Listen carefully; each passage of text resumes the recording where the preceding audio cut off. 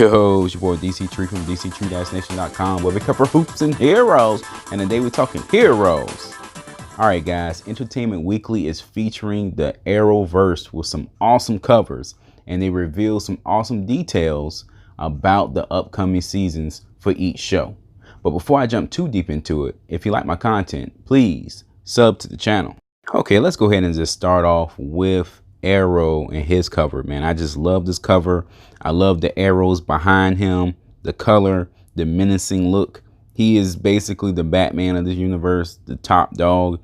And this season is going to be very different. It's only 8 episodes. He wasn't telling us much about the season, but he kept reiterating that he wants Oliver to die. And I think we know he's probably going to die, but then he comes back and says he may not die. So does that mean the series goes on? Does he pass the torch? It leaves a lot of questions, you know, and I like what he did. He got us excited for the new season, but he didn't reveal too much at the same time. So I'm looking forward to Arrow.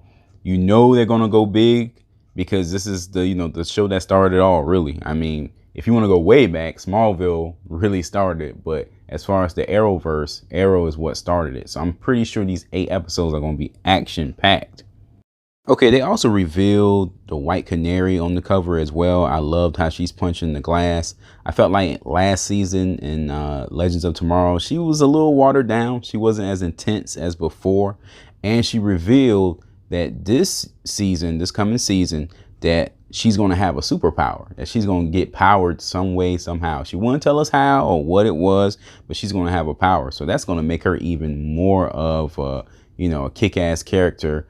And I'm interested in seeing how she, utilizes the power. And I hope the show becomes a little bit more power driven. They don't really wear costumes or, use their powers as much as they could. It's more of a comedy, which I love, that comedic time and stuff. They need to keep that, but just throw a little bit more action in there, a little bit more superhero stuff. It was just fun seeing Sarah actually in the White Canary uniform for this photo shoot. So hopefully they keep things going, and it's a sign of things to come. Okay, on the Flash side of things, I actually really like his cover. I mean, it's very stereotypical, it's typical Flash type stuff, but it works. I like how he doesn't have the mask on, and I'll talk about that in a second. But what was ironic about Grant Gustin's interview was they asked him, hey, what do you want from the upcoming season?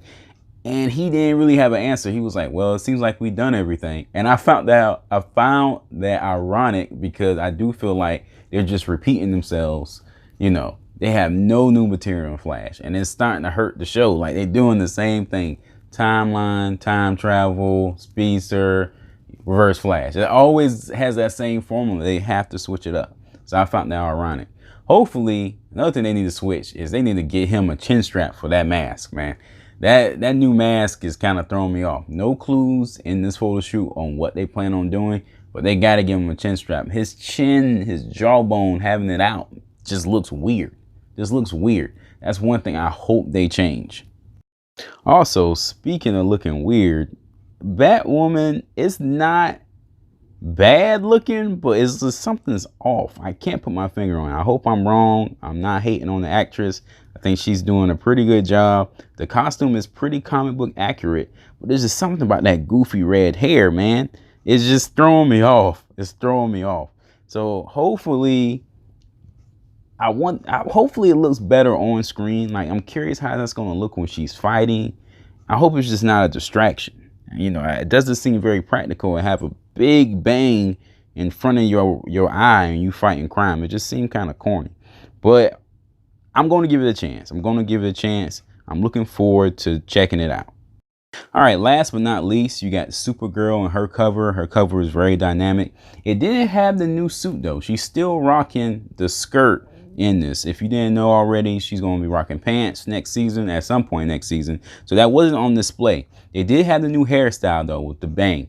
And I got to tell you, man, something about that is so attractive.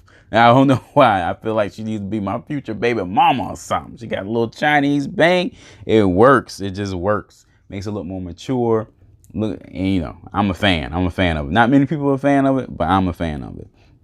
Also, it was revealed that, Lena Luthor is going to be a major antagonist for next season, which I find a bit predictable, obviously, with how things ended. But I'm kind of confused because they did portray her as like you know, a very good character. And although the reveal at the end of, you know, Supergirl and all that stuff like that should make her angry, you know, make her feel some type of way, I didn't think it was dramatic enough for her just to become a bad guy. So I'm curious how they play that. But it seems like she's going to be the antagonist for next season. All right, guys, that's it for this one. Looks like the CW is in really good hands. I can't wait for next season to start.